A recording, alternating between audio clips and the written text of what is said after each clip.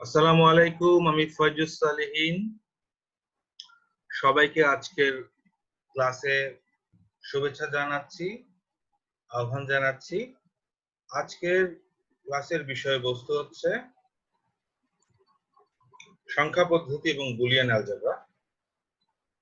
এটি পদার্থবিজ্ঞানের দশম অধ্যায় দ্বিতীয় পত্রের দশম অধ্যায়ে ইলেকট্রনিক্স অংশে রয়েছে। এছাড়াও আইসিটি বিষয় তৃতীয় অধ্যায়ে এই বিষয়ে পড়ানো হয়ে থাকে। সংখ্যা পদ্ধতি এবং বুলিয়ান অ্যালজেব্রা, যা ডিজিটাল ইলেকট্রনিক্স পড়তে এবং শিখতে হলে আমাদের জন্য জানা খুবই জরুরি। কারণ আমরা যে সকল ডিজিটাল যন্ত্রপাতি যেমন কম্পিউটার, মোবাইল ফোন ইত্যাদি ব্যবহার করে থাকি, সবকিছুই এই বুলিয়ান অ্যালজেব্রা এবং সংখ্যা পদ্ধতি না জানলে তার ব্যবহার প্রণালী সম্বন্ধে সম্যক জ্ঞান অর্জন করা সম্ভব হবে না। তো আজকের ক্লাসে আমরা শিখতে পারবো সংখ্যা পদ্ধতি কি এবং বিভিন্ন সংখ্যা পদ্ধতির রূপান্তর শিখতে পারবো, বুলিয়ান সমীকরণ কি তা জানতে পারবো এবং বুলিয়ান সমীকরণ কিভাবে সরল করতে হয় তা জানতে পারবো। বুলিয়ান অ্যালজেব্রা সম্বন্ধে আজকে আমরা জ্ঞান অর্জন করতে পারবো। তো আমাদের প্রথম বিষয়টি হচ্ছে সংখ্যা পদ্ধতি। সংখ্যা পদ্ধতি বলতেই বোঝা যাচ্ছে সংখ্যা বিষয়ক কিছু, যে পদ্ধতির মাধ্যমে কোনো সংখ্যাকে পরিমাপ করা বা কোনো কিছুকে পরিমাপ করা হয়। বিভিন্ন পদ্ধতিতে পরিমাপ করা যেতে পারে। যেমন আমরা রোমান সংখ্যা চিনি, আমরা বিভিন্ন সময় রোমান সংখ্যা ব্যবহার করে থাকি। তো তাদের এক বিশেষ ধরনের সংখ্যা পদ্ধতি ছিল। আরবীয়রা তাদের সংখ্যা পদ্ধতি ব্যবহার করেছে এবং এই উপমহাদেশে বা ভারত উপমহাদেশেও আমাদের সংখ্যা পদ্ধতি ব্যবহার করা হয়েছে।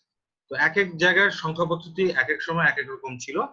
এখন বর্তমানে বিশেষ কাজের জন্য বিশেষ ধরনের সংখ্যা পদ্ধতি ব্যবহার করা হয়ে থাকে। অতএব বোঝা যাচ্ছে যে সংখ্যা পদ্ধতি আমাদের ব্যাপারে আমাদের শিক্ষাটা কত জরুরি। সংখ্যা পদ্ধতি দুই ধরনের হয়ে থাকে, পজিশনাল সংখ্যা পদ্ধতি এবং নন পজিশনাল সংখ্যা পদ্ধতি, অর্থাৎ স্থানিক এবং অস্থানিক। স্থানিক অর্থাৎ পজিশনাল। কি বোঝায় পজিশনাল সংখ্যা পদ্ধতি দিয়ে? কোন সংখ্যায় যদি প্রতিটা অঙ্ক অবস্থানে, প্রতিটা অঙ্ক কোন অবস্থানে আছে তার উপর যদি সংখ্যার মান নির্ভর করে। আবার বলছি, কোন সংখ্যায় যে অঙ্কগুলো আছে, যেমন আমরা একটা সংখ্যা বলি 222, এখানে তিনটা অঙ্ক আছে 2 2 2। এই ক্ষেত্রে এই 2 2 2 সর্বডানে আছে 2, লেস সিগনিফিক্যান্ট বিট হচ্ছে এখানে 2, সর্ববামে আছে 2, মাঝখানে 2। প্রত্যেকটা 2 এর মান যদি ভিন্ন হয় তাহলে সেই সংখ্যা পদ্ধতিটাকে বলবে, সেই সংখ্যাটাকে বলবে পজিশনাল সংখ্যা পদ্ধতি। আমরা যে সংখ্যা পদ্ধতি দশমিক সংখ্যা পদ্ধতি ব্যবহার করে থাকি, সেখানে 222 এর ক্ষেত্রে প্রত্যেকটি 2 ভিন্ন মান প্রদর্শন করে। এজন্য এগুলো হচ্ছে পজিশনাল সংখ্যা পদ্ধতি। আর নন পজিশনাল সংখ্যা পদ্ধতি হচ্ছে যে ক্ষেত্রে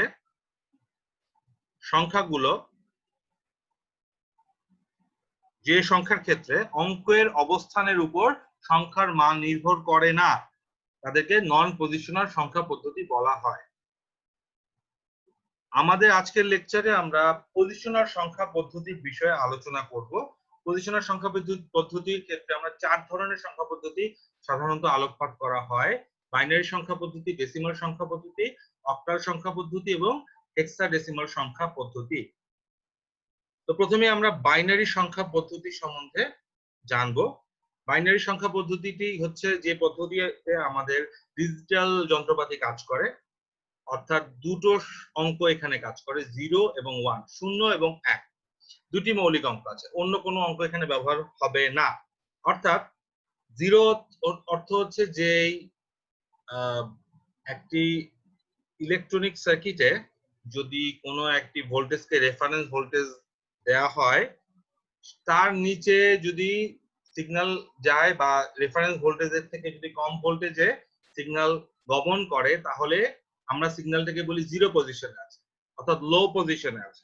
আর যদি রেফারেন্স ভোল্টেজের থেকে বেশি ভোল্টেজে সিগন্যাল গমন করে তাহলে আমরা বলি যে সেটি হাই পজিশনে আছে, ওয়ান পজিশনে আছে।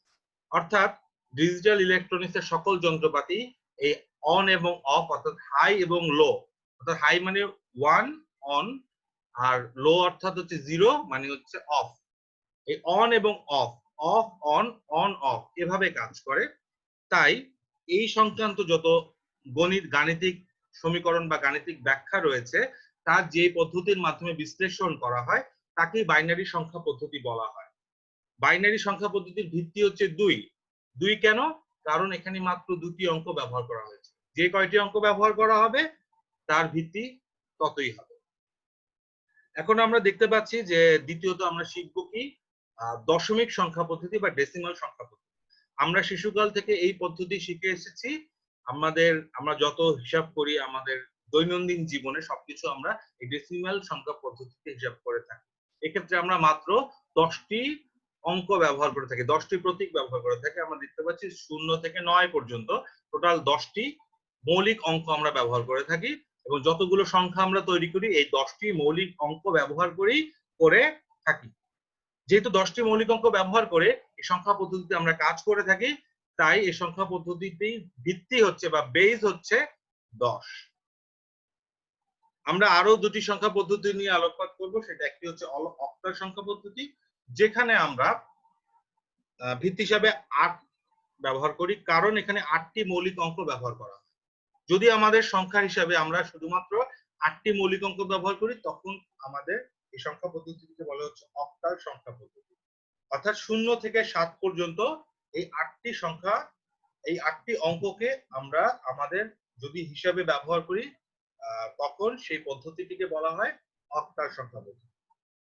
আর যদি 16টি অঙ্ক ব্যবহার করা অর্থাৎ 0 থেকে 15 পর্যন্ত, আবারও বলছি 0 থেকে 15 পর্যন্ত 16টি মৌলিক অঙ্ক যখন ব্যবহার করা হয়, যে পদ্ধতিতে ব্যবহার করা হয় সেই পদ্ধতিটিকে বলা হয় হেক্সাডেসিমাল সংখ্যা পদ্ধতি। এখানে 16টি অঙ্ক ব্যবহার করা হয়, এজন্য এই পদ্ধতিটিকে হেক্সাডেসিমাল বলে এবং এর ভিত্তি হচ্ছে 16। তো আমরা এখানে দেখতে পাচ্ছি 0 থেকে 15 পর্যন্ত 16টি অঙ্ক ব্যবহার করা হয়েছে, কিন্তু এক্ষেত্রে আমাদের মনে রাখতে হবে 0 থেকে 9 এর পরবর্তী সংখ্যাগুলোকে আমরা ইংরেজি অ্যালফাবেট দিয়ে প্রকাশ করব। আমাদের এখানে 10 কে প্রকাশ করব এ দিয়ে, 11 কে প্রকাশ করব বি দিয়ে, 12 কে সি দিয়ে, 13 কে ডি দিয়ে, 14 কে ই দিয়ে, 15 কে এফ দিয়ে। ছাত্রছাত্রীদের অবশ্যই তা মনে রাখতে হবে, কারণ তারা যখন এই পদ্ধতি ব্যবহার করবে পরীক্ষায় তখন অবশ্যই 10 এর পরিবর্তে তারা এ লিখবে, 11 এর পরিবর্তে বি, এভাবে 15 এর পরিবর্তে এফ লিখবে। তো অতএব আমাদের হেক্সাডেসিমাল সংখ্যা পদ্ধতির সকল সংখ্যাগুলোর আমাদের কিভাবে প্রকাশ করা হয় বা করতে হয় তা অবশ্যই জানতে হবে যদি আমাদের ভালোভাবে শিখতে হয়।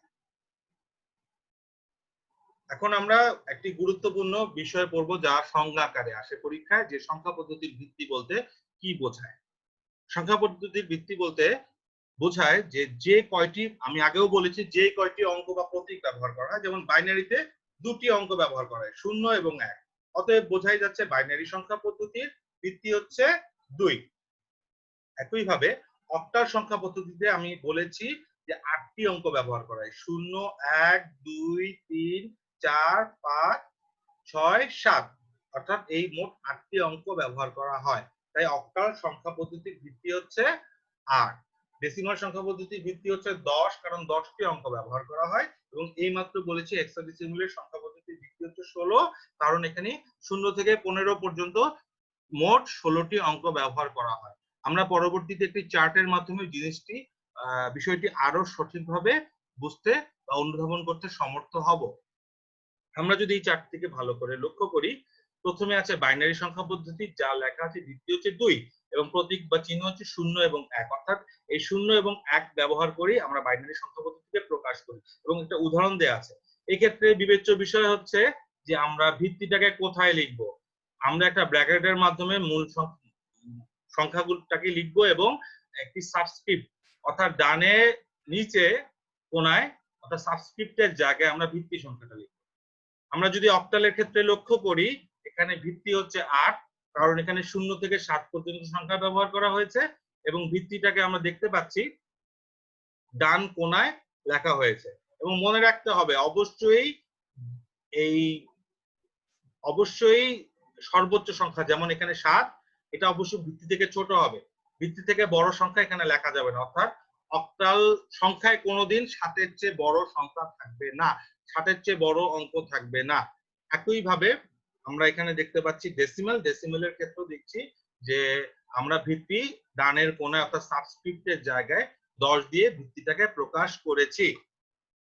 হেক্সাডেসিমেলের ক্ষেত্রে আমরা দেখতে পাচ্ছি যে একইভাবে 16টা প্রতীক ব্যবহার করা হয়েছে এবং ভিত্তি সংখ্যা 16 এই ডান কোণায় অর্থাৎ সাবস্ক্রিপ্টের জায়গায় লেখা হয়েছে। তো আমাদের কিভাবে সংখ্যা পদ্ধতির সংখ্যাকে প্রকাশ করব অবশ্যই আমাদের মনে রাখতে হবে। এই জায়গায় যদি আমরা 2, 8, 10 বা 16 না লিখতাম তাহলে আমরা বুঝতে পারবো না যে সংখ্যাটা কোন পদ্ধতিতে লেখা হয়েছে। তাহলে অবশ্যই ছাত্রছাত্রীদের পরীক্ষার খাতায় অবশ্যই লিখতে প্রকাশ করতে হবে যে সে কোন ভিত্তিতে সংখ্যাটি লিখেছে।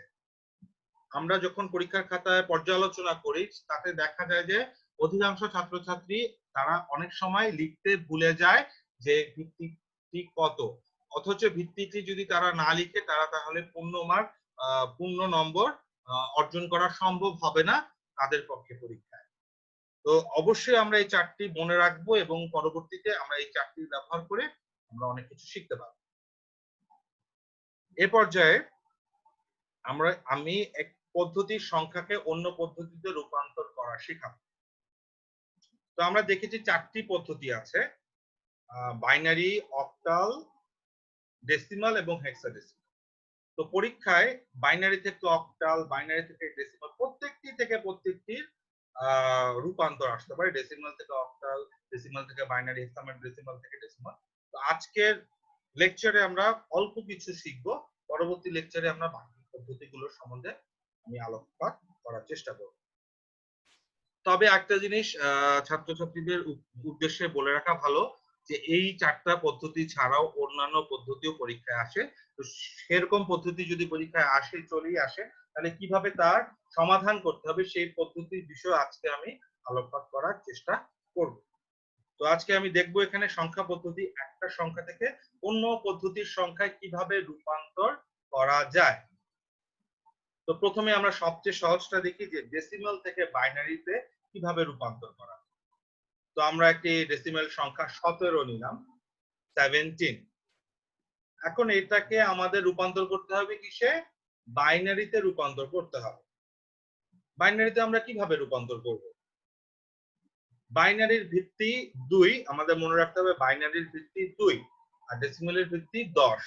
তো যে সংখ্যাটা প্রশ্নে দেয়া থাকবে তাকে প্রথমে লিখব, তারপর যে সংখ্যাতে রূপান্তর করতে হবে, যেমন এই ক্ষেত্রে বাইনারিতে রূপান্তর করতে হবে, তাহলে বাইনারির ভিত্তি কত? 2।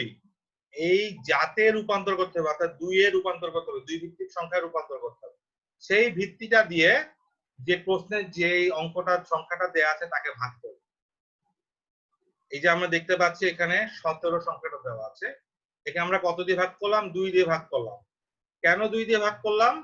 কারণ 2 হচ্ছে কার ভিত্তি? বাইনারির ভিত্তি, অর্থাৎ বাইনারিতে রূপান্তর করতে বলেছে, তাই বাইনারির ভিত্তি দিয়ে আমি ভাগ করেছি। 2 কে 17 থেকে ভাগ করলে পাওয়া যায়, ভাগফল কত পাওয়া যায়? 8। হাতে কত থাকে? 1, অর্থাৎ ভাগশেষ থাকে, অবশিষ্ট থাকে হচ্ছে 1। তো ভাগফল 8 এবং ভাগশেষ 1, এখানে যেভাবে দেখানো হয়েছে সেভাবে লিখতে হবে, অর্থাৎ ভাগফলকে 8 লিখে ড্যাশ দিয়ে ভাগশেষ লিখতে হবে। পরবর্তীতে আবারও আমি 2 দিয়ে ভাগ করব 8 কে, তাহলে আমরা ভাগফল পাইলাম 4, ভাগশেষ পেলাম 0। এবার 4 কে আবারও 2 দিয়ে ভাগ করব, এভাবে ভাগ করতে থাকবো যতক্ষণ না পর্যন্ত ভাগফল 0 আসে। দেখি আমরা কতক্ষণে ভাগফল 0 আসে। আমরা 4 কে আবার 2 দ্বারা ভাগ করলাম, ভাগফল পেলাম 2 এবং ভাগশেষ পেলাম 0। এবার আবারও আমি 2 কে 2 দ্বারা ভাগ করব, এই আগের ভাগফলকে আবার 2 দ্বারা ভাগ করব। ভাগফল পেলাম, এই ক্ষেত্রে ভাগফল পেলাম 1 এবং ভাগশেষ পেলাম 0। আমি বলেছি ভাগফল যতক্ষণ না পর্যন্ত 0 আসবে ততক্ষণ পর্যন্ত এই প্রক্রিয়া চালিয়ে যেতে হবে। এখনো পর্যন্ত ভাগফল 0 আসেনি। আমি মাউসের কার্সার আপনার খেয়াল করলে দেখতে পারবো যে এখনো ভাগফল 0 আসেনি। এই পর্যায়ে আমি এই ভাগফল 1 কে আবারও 2 দিয়ে ভাগ করব। এই পর্যায়ে ভাগফল আসে 0 এবং ভাগশেষ আসে 1। আমি বলেছি ভাগফল যখন 0 আসবে তখনই আমাদের কার্যক্রম শেষ হয়ে যাবে। তো আমাদের লক্ষ্য রাখতে হবে যে আমরা ভাগফল নিব না, আমরা শুধুমাত্র ভাগশেষ নিয়ে কাজ করব। যেহেতু বাইনারি সংখ্যায় শুধু 1 এবং 0 নিয়ে কাজ করি, তাই আমরা এক্ষেত্রে শুধু ভাগশেষের দিকে খেয়াল রাখবো। সকল পদ্ধতিতেই এসব এই রূপান্তরের ক্ষেত্রে আমরা ভাগশেষ নিয়ে কাজ করব। তবে ভাগশেষের ডিজিট গুলা খেয়াল রাখতে হবে যে নিচ থেকে উপরের দিকে, অর্থাৎ উপরের দিকে হায়ারার্কিটা হবে নিচ থেকে উপরের দিকে। অর্থাৎ প্রথমে আমি এই 1 লিখবো, তারপর 0, তারপর 0, তারপর 0, তারপর 1। তাহলে এইটাই হচ্ছে আমাদের উত্তর। এই ভাগশেষের এই ধারাবাহিকভাবে ভাগশেষগুলো লিখবো নিচ থেকে উপর পর্যন্ত, সেটাই হবে আমাদের উত্তর। আমরা দেখতে পাচ্ছি নির্ণয় বাইনারি সংখ্যা হচ্ছে 1 0 0 0 1 2। এই যে 1 লিখলাম, তারপর 0 0 0 তিনটা শূন্য লিখলাম, তারপর 1। এবং অবশ্যই আমি বলেছি ভিত্তিটা ডানের কোনায় অর্থাৎ সাবস্ক্রিপ্টের জায়গায় ভিত্তিটা লিখতে হবে, না হলে বোঝা যাবে না যে আমরা কোন পদ্ধতির রূপান্তর করেছি। অন্যান্য পদ্ধতিতে আমরা একইভাবে কাজ করতে পারবো। যেমন আমি দেখি যদি অক্টালে রূপান্তর করতে বলে একই সংখ্যাকে, আমি তো এই মুহূর্তে বাইনারিটা শিখালাম যে বাইনারির ভিত্তি হচ্ছে 2, এজন্য বারবার আমি 2 দিয়ে ভাগ করেছি। এখন প্রশ্ন হলো যে আমি দেখতে পাচ্ছি যে বাইনারি সংখ্যাতে রূপান্তর করতে বলছে, কিসে বলেছে রূপান্তর করতে? বাইনারিতে। এজন্য কত দিয়ে ভাগ করেছি? 2 দিয়ে ভাগ করেছি। এখন যদি অক্টালে রূপান্তর করতে বলে তাহলে কত দিয়ে ভাগ করব? তাহলে অবশ্যই অক্টালের ভিত্তি দিয়ে ভাগ করতে হবে। অক্টালের ভিত্তি কত? অক্টালের ভিত্তি হচ্ছে 8। আমরা এই মাত্র শিখেছি, একটু আগে শিখেছি অক্টালের ভিত্তি হচ্ছে 8। তাহলে বারবার আমার কত দিয়ে ভাগ করতে হবে? 8 দিয়ে ভাগ করতে হবে। যে সংখ্যায় রূপান্তর করব, অর্থাৎ দশমিককে আমি যে সংখ্যায় রূপান্তর করি সেই সংখ্যার পদ্ধতির ভিত্তি দিয়ে তাকে ভাগ করতে হবে বারবার, আগের নিয়মেই। একটু এই মাত্র যে নিয়ম দেখালাম এই নিয়মই বারবার ভাগ করতে হবে। তাহলে দেখি, যেহেতু অক্টালে রূপান্তর করবো 8 দিয়ে ভাগ করলাম, 8 দুগুণে 16, অর্থাৎ ভাগফল 2, ভাগশেষ হচ্ছে 1। আগের পদ্ধতিতে ভাগফল লিখবো, তারপর ড্যাশ দিয়ে হাইফেন দিয়ে ভাগশেষ লিখবো। আবার 8 কে 2 দিয়ে ভাগ করি, ভাগ যায় না, অর্থাৎ ভাগফল হচ্ছে 0। কারণ যেহেতু 2 কে 8 দ্বারা ভাগ করা যায় না, অতএব ভাগফল 0 হবে। কিন্তু এই দুইটাই হবে ভাগশেষ আকারে লিখতে হবে। তো আমি বলেছি আগের মতোই নিচ থেকে উপরের দিকে ভাগশেষগুলো লিখবো, অর্থাৎ 2 1 2 1 এবং 8 হচ্ছে। এইভাবে আমি যে পদ্ধতিতে রূপান্তর করতে বলুক একই বারবার ভাগ করতে হবে ওই সংখ্যার ভিত্তিতে। যেমন আমি একটা উদাহরণস্বরূপ বলি, যদি বলে 5 ভিত্তিক সংখ্যায় রূপান্তর করো, যদি বলতো 17 কে 5 ভিত্তিক সংখ্যায় রূপান্তর করো, তাহলে আমরা কি করতাম? 8 এর জায়গায় আমরা 5 করে লিখতাম। তারপর এখান থেকে কি হইতো? 5 3 ভাগফল কত হতো? 3। ভাগশেষ কত হতো? 2। আবারও আমি 5 দিয়ে ভাগ করতাম, ভাগফল হতো 0, ভাগশেষ হতো কত? 3। তখন আমাদের 5 ভিত্তিক সংখ্যা কত হতো? 3 এবং 3 2। এবং ব্র্যাকেটে আমরা লিখতাম এভাবে যে 3 2, আর এখানে লিখতাম হচ্ছে 5। অর্থাৎ আমরা কি বুঝতে পারলাম? এই মাত্র এটা অক্টালে রূপান্তর করতে বলেছে, কিন্তু পরীক্ষায় যে সবসময় অক্টালে রূপান্তর করতে বলবে এমন নাও হতে পারে। অন্যান্য ভিত্তিক সংখ্যায় রূপান্তর করতে বলতে পারে, যেমন 4 ভিত্তিক সংখ্যায় রূপান্তর করতে পারে। তখন আমরা কি করব? 4 দিয়ে ভাগ করব। 3 ভিত্তিক সংখ্যায় রূপান্তর করতে বলে, তখন আমরা কি করব? 3 দিয়ে ভাগ করব। আমি এখানে 5 ভিত্তিক সংখ্যা রূপান্তর করলে কি হতো তাই দেখালাম। 5 ভিত্তিক সংখ্যায় রূপান্তর করতে বললে আমি 5 কে 17 দিয়ে ভাগ, 17 কে 5 দিয়ে ভাগ করলে ভাগফল হয় 3, ভাগশেষ হয় 2। আবার 5 কে 3 দিয়ে ভাগ করলে ভাগফল হয় 3 কে 5 দিয়ে ভাগ করলে ভাগফল হয় 0, ভাগশেষ হয় 3। তাহলে আমাদের নির্ণয় 5 ভিত্তিক সংখ্যা হচ্ছে অক্টাল সংখ্যা না, 5 ভিত্তিক সংখ্যা হইতো আমাদের 5 ভিত্তিক সংখ্যা হইতো 3 2 আর ব্র্যাকেটে হচ্ছে 5। তাহলে এভাবে আমরা যে কোনো সমস্যার সমাধান করতে পারবো। আমি আবার আগের স্লাইডে ফিরে গেলাম, যে কোথায় ছিলাম আমরা। আমি আগের স্লাইডে ফিরে গেলাম, যে আমরা যদি অক্টাল সংখ্যায় রূপান্তর করতে বলে তাহলে আমরা এই পদ্ধতি রূপান্তর করবো, আনসার হবে 21। আচ্ছা, এখন যদি বলে হেক্সাডেসিমাল সংখ্যায় রূপান্তর করতে, তাহলে আমাদের একই পদ্ধতিতে রূপান্তর করতে হবে। অর্থাৎ এখানে আমি দেখতে পাচ্ছি 17কে আমি 16 দিয়ে ভাগ করলাম, ভাগফল পাওয়া গেল 1 এবং ভাগশেষ পাওয়া গেল 1। আবার 1কে যদি আমি 16 দিয়ে ভাগ করি তাহলে ভাগফল 0 এবং ভাগশেষ 1। অর্থাৎ আমার হেক্সাডেসিমাল সংখ্যা হচ্ছে 1 1। এভাবে আমি যে কোনো সংখ্যা রূপান্তর করতে পারি, যে কোনো ভিত্তিক সংখ্যা। দশমিক সংখ্যাকে, ডেসিমাল সংখ্যাকে যে কোনো ভিত্তিক সংখ্যায় রূপান্তর করতে পারি, 7 ভিত্তিক সংখ্যায় রূপান্তর করতে পারি, 6 ভিত্তিক সংখ্যায় রূপান্তর করতে পারি। খুবই সহজ পদ্ধতি, একই পদ্ধতি। যেই ভিত্তিক সংখ্যায় রূপান্তর করতে বলবে শুধুমাত্র সেই ভিত্তিটা দিয়ে বারবার ভাগ করব এবং ভাগশেষগুলো নিচ থেকে উপর পর্যন্ত লিখব, তাহলে এবং লাস্টে ব্র্যাকেটে ভিত্তিটা লিখব, তাহলে আমাদের উত্তর আমরা পেয়ে যাব। খুবই একটা সহজ পদ্ধতি। আমরা যদি এটা বুঝে থাকি, এবার আমরা উল্টো পদ্ধতিতে যাব। অর্থাৎ আমাদের যদি বলা হয় বাইনারিকে দশমিক সংখ্যায় রূপান্তর করতে, তাহলে আমরা কি করব?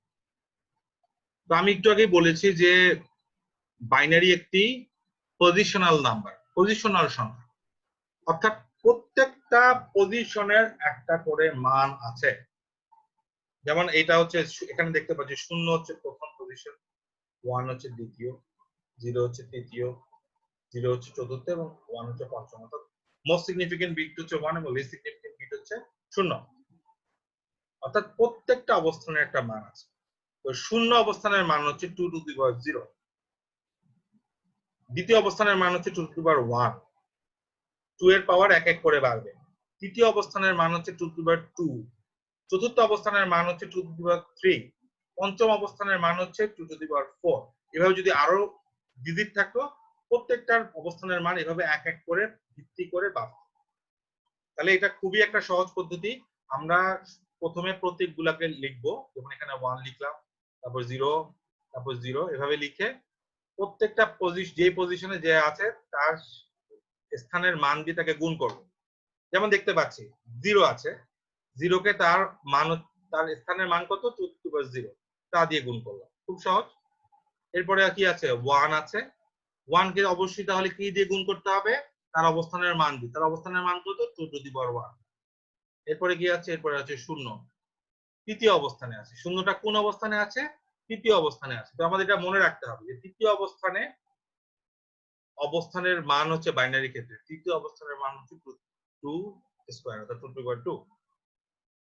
চতুর্থ অবস্থানের মান বাইনারি সংখ্যার ক্ষেত্রে 2 কিউব। পঞ্চম অবস্থানের মান বাইনারি সংখ্যার ক্ষেত্রে 2 টু দি পাওয়ার 4।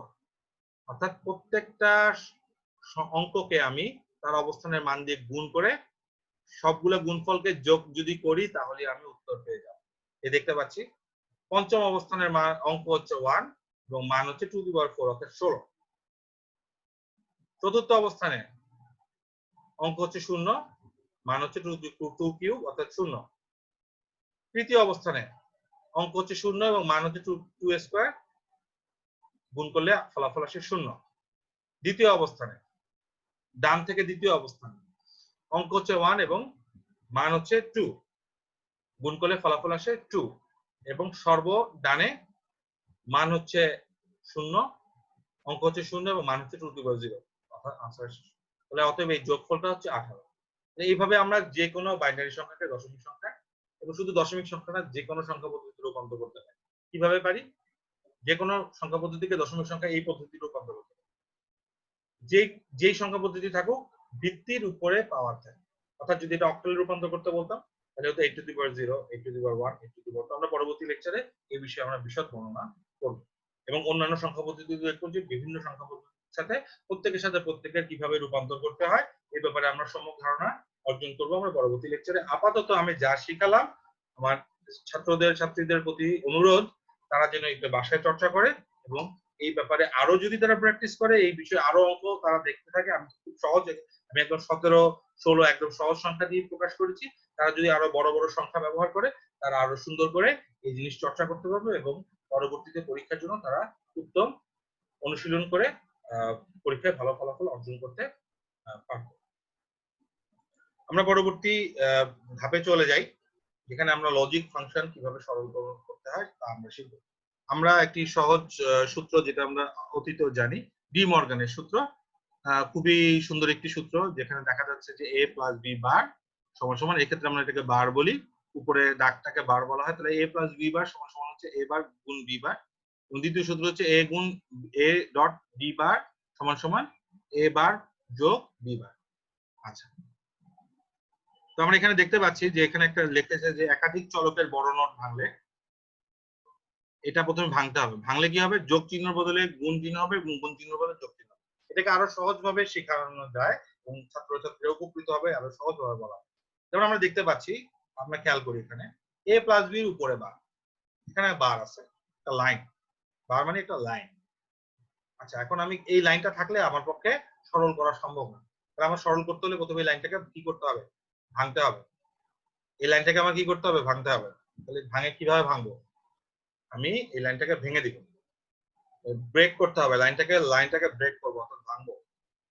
আর যদি লাইনটাকে ভাঙি, তাহলে অবশ্যই এটার এই লাইনের নিচে যে চিহ্নটা আছে, সাইনটা আছে, এটাকে কি করতে হবে? পরিবর্তন করতে হবে, অর্থাৎ সাইনটাকে চেঞ্জ করতে হবে। এই জিনিসটাকে আমরা অন্যভাবে বলতে পারি, break the line, change the sign. আমরা দেখি a প্লাস বি বার ছিল, এরকম লাইনটাকে ভেঙে দিলাম, এই যে ফাঁকা দেখা হয়ে গেল। ব্রেক দ্য লাইন, লাইন ভাঙলাম, ব্রেক করলাম, এই চিহ্ন সাইন প্লাস, প্লাসের জায়গায় কি হয়ে গেছে? ডট হয়ে গেছে, অর্থাৎ সাইন চেঞ্জ হয়েছে। কিভাবে চেঞ্জ হবে? প্লাস থাকলে, যোগ চিহ্ন থাকলে গুণ হবে, আর গুণ চিহ্ন থাকলে কি হবে? যোগ হবে। একইভাবে এই বারটা ভাঙছে, অর্থাৎ লাইনটা ভাঙছে, ব্রেক দ্য লাইন, এবং সাইনটা চেঞ্জ হয়েছে। দ্বিতীয় ক্ষেত্রে আমরা দেখি গুণ ছিল, সেটা কি হয়ে গেছে? যোগ হয়ে গেছে। এটা জাস্ট মনে রাখার জন্য বললাম, break the line, change the sign.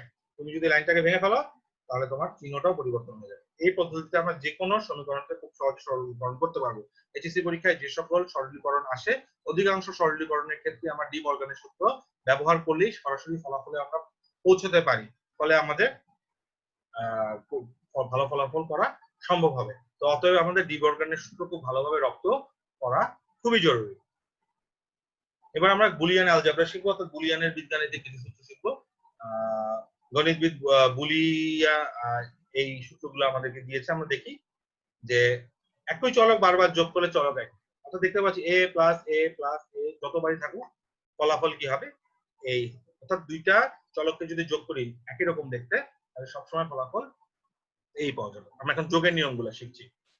কোনো একটা চলককে যদি 1 দিয়ে যোগ করি, তাহলে ফলাফল 1ই হবে, এবং 0 দিয়ে যোগ করলে ওই চলক যা ছিল তাই থাকে।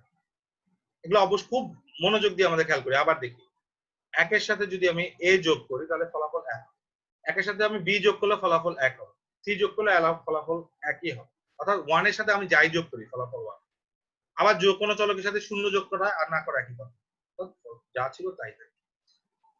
আবার কোন একটা চলককে তার ইনভার্স দিয়ে সাথে যোগ করলে ফলাফল আসে 1, অর্থাৎ তার উল্টো মানের সাথে যোগ করলে মান আসে 1। তো আমাদের এই বুলিয়ানের যোগের সূত্র খুব ভালোভাবে রপ্ত করতে হবে যদি আমরা সমাধান করতে চাই বা সরলীকরণ করতে চাই। এবার বুলিয়ানের গুণের সূত্র দেখব। বুলিয়ানের গুণের সূত্র দেখা যাচ্ছে যে দুইটা এ, অর্থাৎ এ একটা চলকের সাথে যতই চলক গুণ করি মান একই থাকে, একটা চলকের সাথে 1 গুণ করলে মান একই থাকে, ওই চলকটাই থাকে। কিন্তু যদি 0 গুণ করি, তাহলে ফলাফল আসে 0, এবং একটা চলককে তার ইনভার্স দিয়ে গুণ করলে ফলাফল আসে 0। এইগুলো আমাদের মনে রাখতে হবে এবং ব্যবহার করতে শিখতে হবে। আবারও দেখি যে একই চলক গুণ করলে ফলাফল একই আসে, 1 এর সাথে গুণ করলে ফলাফল একই আসে, 0 দিয়ে যদি গুণ করি তাহলে ফলাফল 0 আসে, এবং দুইটি একই চলকে ইনভার্স দিয়ে যদি দুইটা একসাথে গুণ করি তাহলে ফলাফল 0 আসে। এগুলো সরাসরি আমরা ব্যবহার করে যে কোনো সমাধান আমরা করতে পারবো। এখনই আমরা দেখব কিভাবে এই সকল সূত্রগুলোর সঠিক প্রয়োগ করে আমরা যে কোনো বুলিয়ান সমীকরণকে সমাধান বা যে কোনো বুলিয়ান সমীকরণকে সরলীকরণ করতে পারি। এই যে কিছু সহায়ক উপপাদ্য আছে, এগুলো আমাদের মনে রাখতে হবে। আমরা দেখতে পাচ্ছি a প্লাস ab সমান সমান a plus a bar b সমান সমান a প্লাস b ইন্টু গুণ a প্লাস b সমান সমান a plus b into c, a plus bc সমান সমান a plus b into a plus c। এই সহায়ক উপপাদ্যগুলো ব্যবহার করে আমরা সরলীকরণ করতে পারবো। এখন আমরা বিপরীত সূত্রটা দেখবো। এ ডাবল বার যদি থাকে, একটা বারের উপর যদি একটা বার থাকে, তাহলে আমাদের সমান সমান আছে, অর্থাৎ ডাবল নট কোনো নট, কোনো জায়গায় যদি ডাবল নট থাকে অর্থাৎ কোনো নট নেই। আমরা জানি নট মানে জিনিসটাকে ইনভার্স করা হলো, এবং এটাকে যদি আবার পুনরায় ইনভার্স করা হয় তাহলে মান যা ছিল তাই থাকে। আমরা এক্স অর সূত্র এবং এক্স নটের সূত্র আমরা খেয়াল করবো যে a মডুলাস প্লাস b সমান সমান হচ্ছে a bar b plus a b বার। এটা এক্স অর গেটের বৈশিষ্ট্য আমরা জানি, এবং আমরা গত লেকচারে পড়েছি এক্স নর গেটের বৈশিষ্ট্য a mod b বার সমান সমান a bar b bar plus a b। আমরা পূর্ববর্তী লেকচারে এগুলো পড়েছি, আমি স্কেপ করলাম। এখন আমরা লজিক ফাংশন কিভাবে সমাধান করতে হয় তার নিয়মাবলীগুলো শিখবো। যে প্রথমে সমীকরণের বাম দিক থেকে ডান দিকে সরলীকরণ শুরু করতে হবে, অর্থাৎ আমরা প্রথমে বাম দিক থেকে আস্তে আস্তে ডান দিকে যাব। প্রথম বন্ধনীর কাজ প্রথমে করতে হবে, সকল ইনভার্স অর্থাৎ পূরকের কাজ শুরু করতে হবে, তারপর এন্ড অপারেশন করতে হবে, তারপর অর অপারেশন করতে হবে। এন্ড অপারেশন যেটা প্রথমে পাওয়া যায় সেটা আমরা মনে রাখতে হবে, যে ব্র্যাকেটের কাজ, তারপর নটের কাজ, তারপর এন্ডের কাজ, তারপর অরের কাজ। তো আমরা একটা বাস্তবিক ক্ষেত্রে প্রয়োগ করে দেখি। এটা যদি আমরা দেখি যে আমরা প্রথম ক্ষেত্রে আমরা একটা বার দেওয়া ছিল, সেক্ষেত্রে আমরা ডি মর্গানের সূত্র ব্যবহার করে আমরা এই লাইনটা পাই। তোমরা করে দেখবে ডি মর্গানের সূত্র ব্যবহার করলে তোমরা এই লাইনটা পাবে। যদি ডি মর্গানের সূত্র বুঝে থাকো তাহলে এই সরলীকরণ করা তোমাদের জন্য কোনো ব্যাপার। পরবর্তী ক্ষেত্রে আমরা এই লাইনেও আমরা ডি মর্গানের সূত্র ব্যবহার করি, এবং এই লাইনে আমরা ইনভার্সের সূত্র ব্যবহার করি। তো এভাবে আমরা এরপরে আমরা এক্স অর গেটের সূত্র ব্যবহার করি। অর্থাৎ আমরা এই পর্যন্ত যে কয়টা সূত্র শিখলাম প্রায় সবগুলোরই এখানে প্রয়োগ আছে।